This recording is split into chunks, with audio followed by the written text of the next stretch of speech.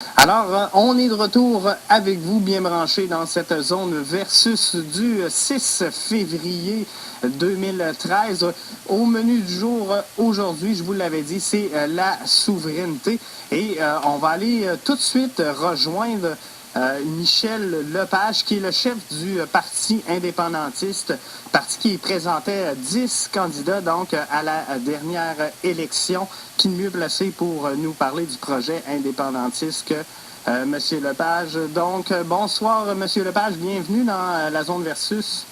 Oui, bonsoir, M. Morancy. Vous allez bien? Ah oui, ça va bien, là. J'étais sur mon ordinateur en train de préparer un communiqué là, pour dénoncer l'intervention de Jean-François Lisée qui veut bilinguiser la Société des transports de Montréal, là. Bon. Donc, j'étais là-dessus, là. Excellent. Et parce que vous m'avez rejoint. Oui, c'est ça. Nous, on parlait finalement aujourd'hui de souveraineté parce qu'on sait que Mme Marois et son équipe et tous ses membres, finalement, seront réunis ce week-end du côté de Drummondville pour établir un plan où on sait trop quoi, c'est pas trop clair, sur la gouvernance souverainiste. Et ce que je me demande, c'est que je pense que présentement, il me semble qu'il n'y a pas de vague souverainiste au Québec. Est-ce que je me trompe? Vous savez, il n'y a pas de vague, mais ça vient vite, les vagues. Vous savez, moi, j'ai été au bureau du premier ministre. Je me suis occupé des sondages d'opinion publique durant 30 ans, puis les Québécois, c'est comme ça. Ils semblent endormis et soudainement, ça démarre.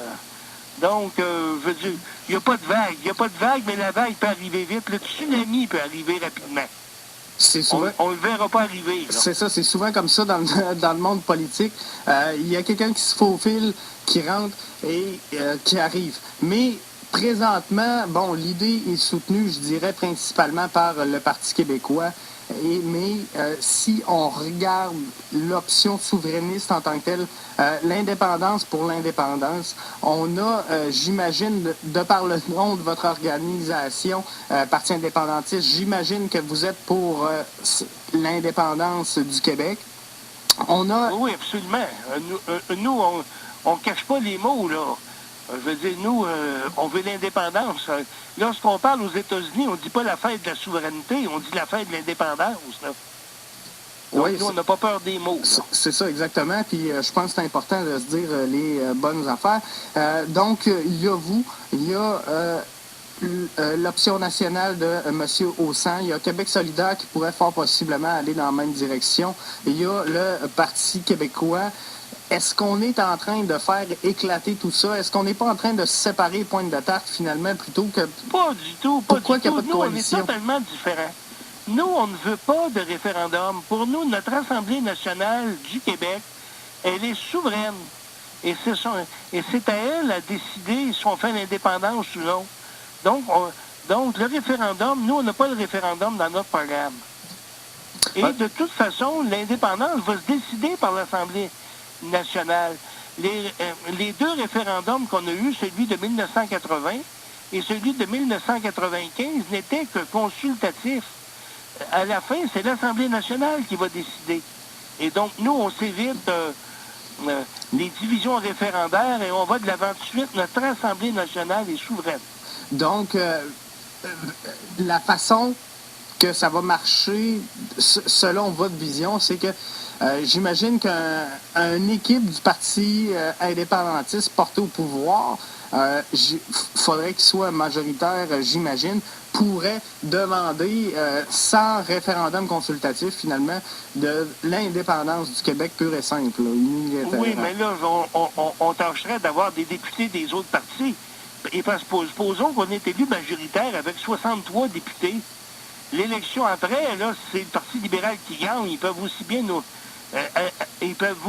annuler l'indépendance, là. Donc, on va tâcher d'avoir des députés de tous les partis par des négociations, là. C'est ça, de faire une genre de coalition, finalement. Oui, une coalition, comme ça arrive souvent que l'Assemblée nationale, unanime, vote sur un sujet, là. Mais ce que je me demande, c'est pourquoi dans le clan de la gauche, on fait pas... je ne sais pas pourquoi que chaque organisation, j'ai l'impression, veut mener à sa façon son projet d'indépendance. Pourquoi qu'on se dit pas... Parce que nous, on a l'indépendance, mais on a plus. Nous, on veut le Québec français mur à mur. Nous, le Québec est un territoire français.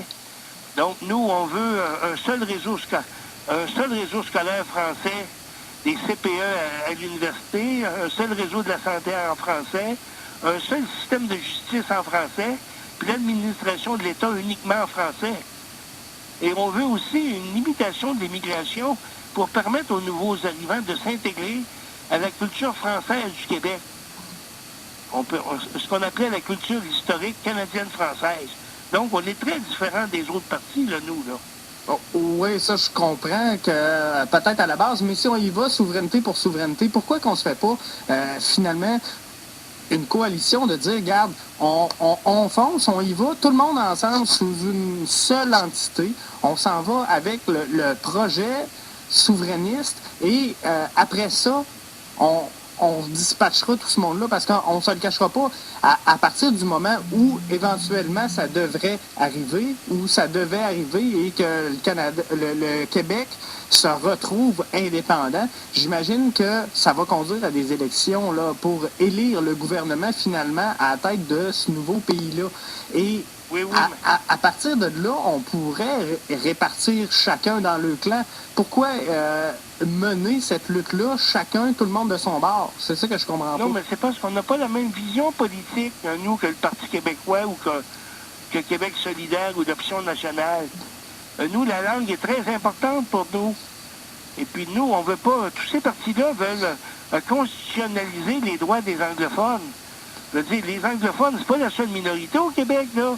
On va se mettre à constitutionnaliser les droits des, je ne sais pas, des 75 minorités au Québec, là. Donc, c'est pour ça que nous, c'est clair, le Québec est un pays français mur à mur. Et puis les autres partis ne sont pas prêts à accepter ça. Mais ça, le Québec français mur à mur, on le met avant ou après le projet souverainiste? Parce qu'il va y avoir une ascension à mener, il n'y a pas le choix. Soit qu'on met ce projet-là de l'avant en premier, ou sinon, il vient en deuxième, ça n'a pas le choix. Et à partir du moment où il doit venir en deuxième, si jamais, bon, c'est dans le plan, on est aussi bien de dire, on va travailler tout le monde ensemble, on va faire la souveraineté. Et oui, après tout le monde ça, ensemble, moi, je veux dire, je suis bien d'accord pour travailler avec des gens qui veulent l'indépendance du Québec, là. Il n'y a pas de problème, là. Je veux dire, quand l'instant arrivera, mais nous, c'est la question du référendum. Je ne m'engage pas dans un nouveau référendum. Moi, j'ai fait 2 campagnes référendaires, celle de 80 puis celle de 95. Puis s'il y en a un autre, le gouvernement fédéral et le parti au pouvoir à Ottawa à ce moment-là va trouver un autre truc pour le voler. Donc, on ne se lance plus là-dedans. On a joué à ce jeu-là. Ils l'ont joué de façon malhonnête et puis c'est terminé. Nous, notre Assemblée nationale est souveraine, c'est à elle à décider si le Québec va être indépendant ou non. Si les autres partis veulent accepter cet état de fait, on va travailler avec eux autres, là. Il n'y aura pas de problème. Oui, c'est ça, mais pourquoi j'ai l'impression qu'on ne se comprend pas présentement. Dans le fond, ce que je veux dire, c'est que je comprends que vous n'ayez pas les mêmes visions, disons-le, sur le sens plus large que le Parti québécois. Et ça, c'est bien parce qu'à partir du moment où on pense tout pareil, on ne s'en va pas dans la bonne direction. Donc, si on a plusieurs choix de parole, plusieurs champs de pensée, c'est excellent. Mais encore une fois, je reviens à charge avec ça. J'ai l'impression que le seul moyen que l'option souverainiste a de passer, c'est de passer tout le monde ensemble en même temps. Et j'ai pas cette vision-là. Pourquoi qu'on se dit pas, bon, regarde, on va mettre un souverainiste ou un indépendantiste, appelez-les comme vous voulez, par circonscription, pour être sûr de ne pas se piler ses pieds, pour être sûr d'aller chercher tous les votes qu'on a le droit, parce que là, c'est quoi qui arrive? Si, dans une circonscription, on a un candidat pour le PQ, un candidat pour l'option nationale... Oui, je comprends votre vision, mais vous voyez ça un petit peu d'une façon, je veux dire, d'une façon pas réaliste. Ça ne veut pas dire, moi, que les gens qui votent pour moi vont voter nécessairement Parti québécois, là. Il y a des gens indépendantistes qui ne voudront plus jamais voter pour le Parti québécois. C'est certain, mais dans l'ensemble... dans l'ensemble, Je me pardon. suis présenté contre Pierre Duchesne dans Bordua, puis les gens qui ont voté pour moi se seraient abstenus ou auraient voté pour d'autres partis, pour le Parti vert, mais la plupart se seraient abstenus, là. Oui, c'est ça, parce qu'il y en a une bonne majorité qui n'aurait pas été vers la droite. Là. On sent on s'entend là-dessus. Quelqu'un, normalement, qui va voter Parti québécois ou Québec solidaire ou Parti indépendantiste va rarement changer son vote pour la CAQ ou le Parti conservateur ou Équipe autonomiste. Oui, monsieur. Et c'est ça, mais moi, je ne me reconnaissais pas dans le Parti québécois. Ils sont naïfs en s'imaginant qu'on se lance dans une campagne référendaire et puis que le gouvernement canadien va laisser faire ça comme ça, là. Ça va être une épreuve de force, puis il faut montrer que notre Assemblée nationale est souveraine. Moi, je pense que... eux, ils veulent se relancer dans une nouvelle campagne référendaire dont les gens n'en veulent plus. Moi, je pense qu'effectivement, là-dessus, par exemple, vous détenez un point et je suis capable de vous le donner. Je pense pas que les Québécois et les Québécoises veulent se lancer dans un long processus référendaire, dans une campagne référendaire. Surtout que présentement, on s'entend que Mme Marois n'est pas en position de force à l'Assemblée nationale. Ça augure pas bien pour le résultat final.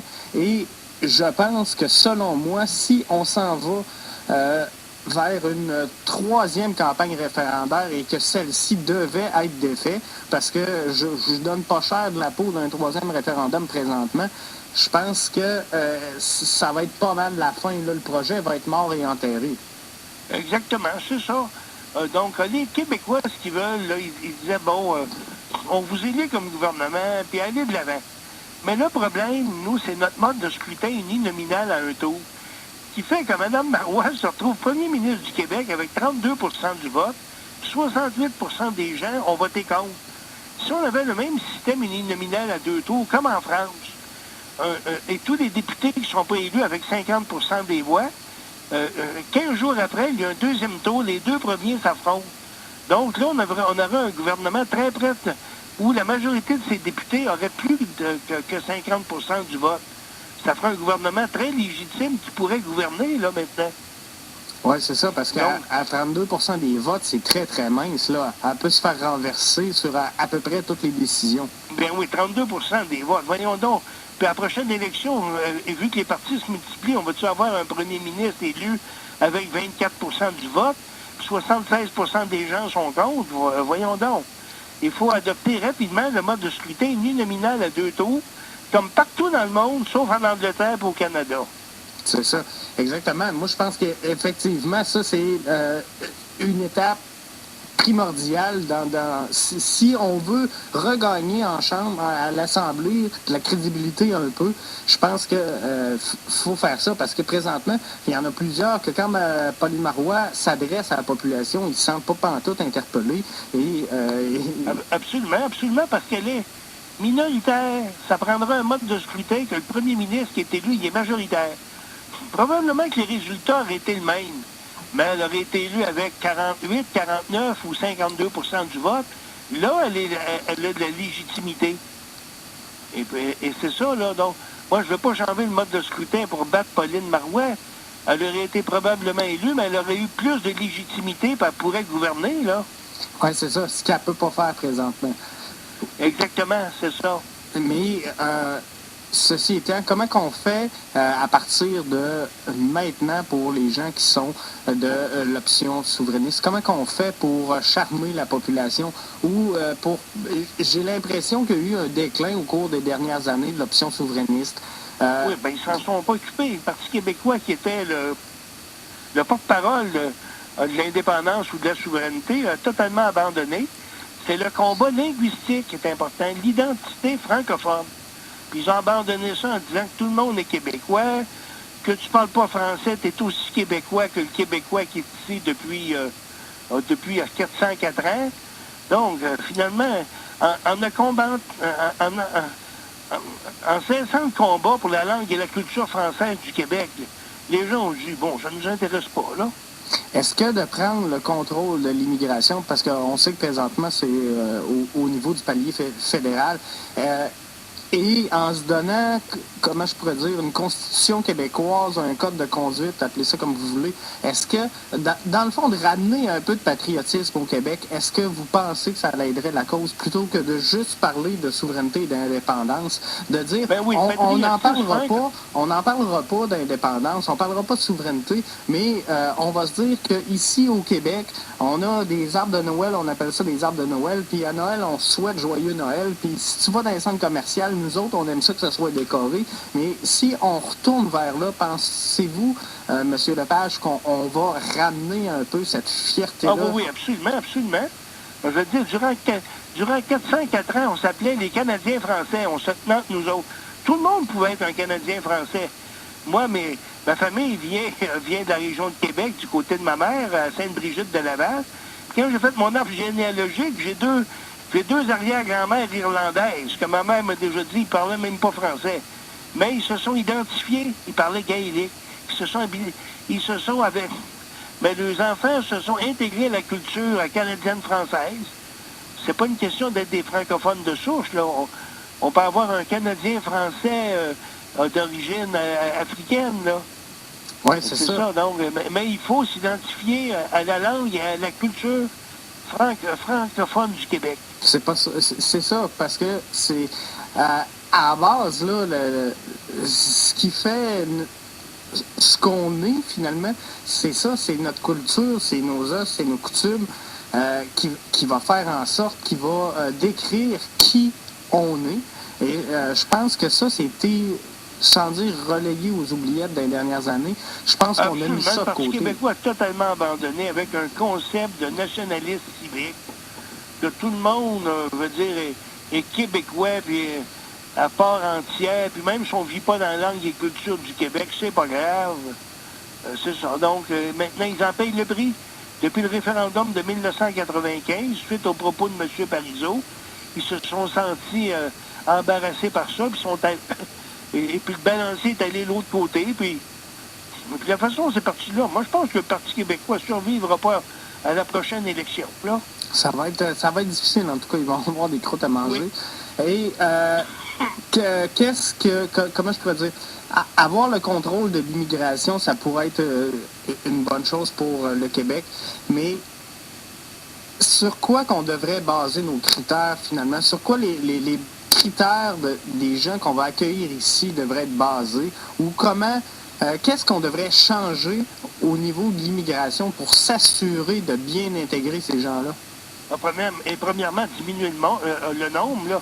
55 000 par année, c'est trop. C'est ça. Là présentement, on est à 55, 56. Il y a des quartiers de Montréal où le français n'existe plus maintenant. Là. À combien qu'il faut ramener ça?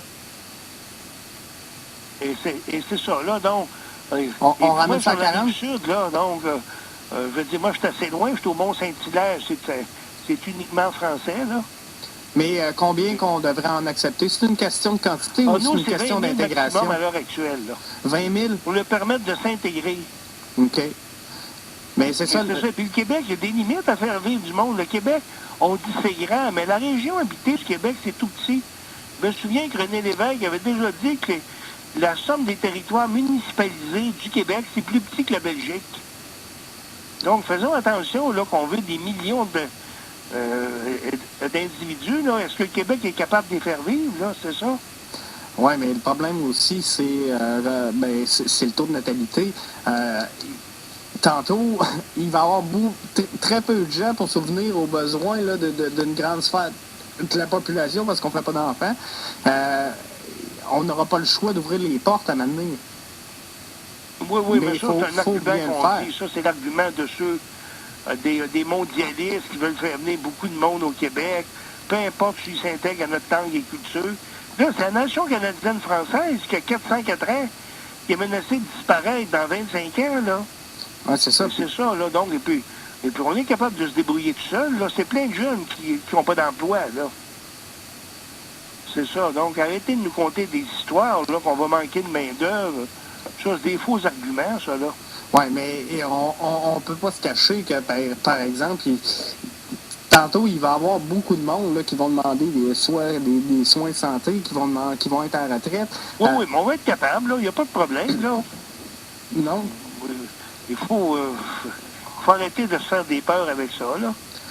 Ben, moi, je pense, en tout cas, mon point de vue à moi, c'est qu'il va falloir, oui, accueillir du monde. On n'aura pas le choix, d'après moi. Mais, par contre, c'est ça, on peut le diminuer et améliorer, finalement, l'intégration qu'on fait de ces gens-là. Oui, Parce que absolument. le problème, selon moi, n'est pas tant sur le volume de ce qui rentre, c'est sur l'intégration qu'on fait de ces gens-là.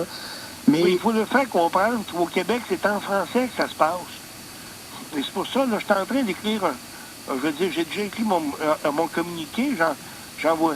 Donc, et je m'apprêtais à l'envoyer. J'ai un communiqué comme quoi le Parti indépendantiste s'oppose vigoureusement à toute bilinguisation de la Société des transports de Montréal. Vous avez vu il y a quelques jours, le ministre de la région métropolitaine, Jean-François Lisée, a demandé à ce qu'on bilinguise la Société des transports de Montréal. Un immigrant qui arrive, il dit, pas besoin d'apprendre le français, il me sert en anglais. Donc, il faut franciser le Québec mur à mur, que les immigrants comprennent que le Québec est un pays français.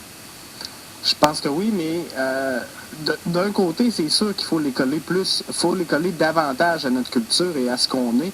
Si on veut préserver, la culture, c'est ça, le mode exactement. de vie. Si on veut préserver, dans le fond, notre identité. Mais par contre, dans le fond, moi, ce qui me fait peur, peu importe la sphère, c'est toujours l'excès qu'on en fait. Et français, mur à mur, et là, j'ai pas exploré avec vous le fond de votre idée, le fond de votre pensée, mais faut pas non plus se refermer sur le reste du monde. On se ferme pas sur le reste du monde, là. Le français, c'est une langue mondiale. On ne se referme pas du tout.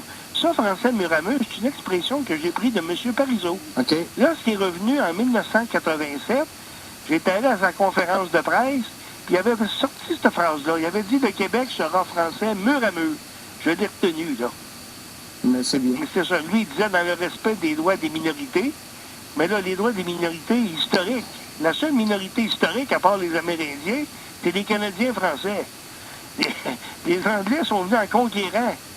On veut dire, on va les respecter, mais pas plus qu'on respecte les Chinois et les Italiens. Là. On les respecte très bien, là. Oui, ça, j'ai pas de problème. Pas de problème avec ça. Ce que je veux dire, c'est que si on devient unilingue français, il faut faire attention parce que le français, on ne se cachera pas qu'on parle pas du... Vous comprenez pas, on parle pas du bien. Nous, le Parti indépendantiste, on favorise le bilinguisme et le multilinguisme au niveau personnel. OK. Nous, on parle au niveau institutionnel. Okay. Moi, j'étais ingénieur. Et quand j'étais plus jeune, je travaillais en anglais, même au gouvernement fédéral en anglais. C'est ça, on n'a pas le choix. C'est ça, je parlais tantôt. Oui, on n'a pas le choix, se fermer. Non, mais le pays lui-même, il fonctionne en français. Les services sont en français. Oui. Ça n'empêche pas. Quand je dis bilinguisme, si quelqu'un va travailler en Allemagne, puis il ne va pas apprendre l'anglais, puis il va apprendre l'allemand, qu'il l'apprenne, là. Ou encore la Chine, avec les Chinois qui s'en viennent, là. Ça, c'est du bilinguisme personnel, là. Mais les institutions vont être en français. OK. Là, je comprends le point. Il faut faire une nuance, là. Oui. C'est bon.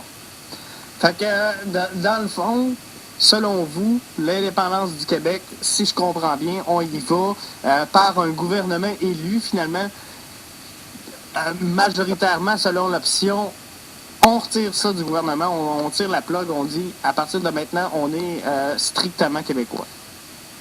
Oui, c'est ça, on est un pays indépendant. Mais lors des deux référendums, c'était la même chose. On a fait des référendums consultatifs, puis la décision finale, c'était l'Assemblée nationale.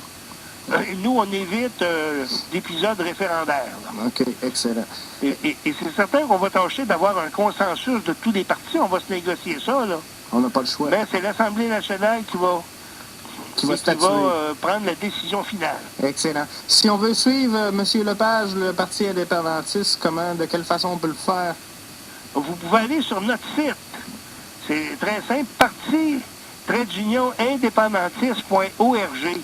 Parti. Donc, vous allez là-dessus, vous allez sur l'Internet, là, vous allez tomber sur notre site, et puis là, comment adhérer, vous allez voir un petit onglet dans le bas à gauche, comment adhérer, là, donc, vous pouvez adhérer en passant par le site du directeur général des élections, ou encore, on a une boîte postale, là, vous allez avoir cela, puis vous envoyez un 5 $ pour votre carte de membre, puis si vous voulez faire une contribution Là, c'est un petit peu plus compliqué. Vous envoyez un chèque à l'ordre du directeur général des élections, puis nous, on va vous retourner une fiche de contribution. Mais le plus simple, c'est avec une carte de crédit. Allez sur le site du directeur général des élections, ou encore à partir de notre site, vous cliquez sur l'onglet « Comment adhérer » et vous avez comment adhérer, comment contribuer, puis ça vous amène chez le directeur général des élections. Donc, j'invite vos auditeurs là, à visiter notre site parti-indépendantiste.org et vous avez toute notre base de notre programme politique. Excellent. Vous avez 10 candidats aux dernières élections. Avez-vous un objectif pour la prochaine campagne? On aimerait toujours en avoir 125, hein, mais là, ça marche pas comme ça. Là. Non, c'est ça, puis on ne sait pas quand ça va être déclenché, mais ça se peut que ce soit oui, c'est ça. Là, on va faire ça de notre mieux. On fait ça de notre mieux, puis ça, vous savez, en politique, on ne sait pas qu'est-ce qui arrive. C'est sûr. Moi, j'ai toujours l'exemple du mur de Berlin. À midi, le mur de Berlin, on aurait demandé aux gens dans combien de temps ça va tomber. Une personne aurait dit dans 1000 ans, un autre aurait dit dans 300 ans. À minuit, il était tombé. Hein, les événements politiques s'accélèrent soudainement. Oui. J'espère que le fait de passer à votre émission, que ça va accélérer les choses. Là. On espère. On vous le souhaite, en tout cas. Ben oui, peut-être que vos éditeurs, il y a beaucoup d'auditeurs qui vous écoutent, puis les adhésions vont rentrer massivement dans les jours qui viennent, là, puis... Et le tsunami va commencer à prendre forme. On espère pour vous. Donc, je vous remercie, M. Lepage, d'avoir été avec nous et je vous souhaite donc une bonne fin de soirée. Bien oui, là, je commence la distribution de mon communiqué. Là. Excellent. Merci d'avoir été là. Donc, OK, c'est bien beau, et puis bonne fin de journée. Merci, au revoir.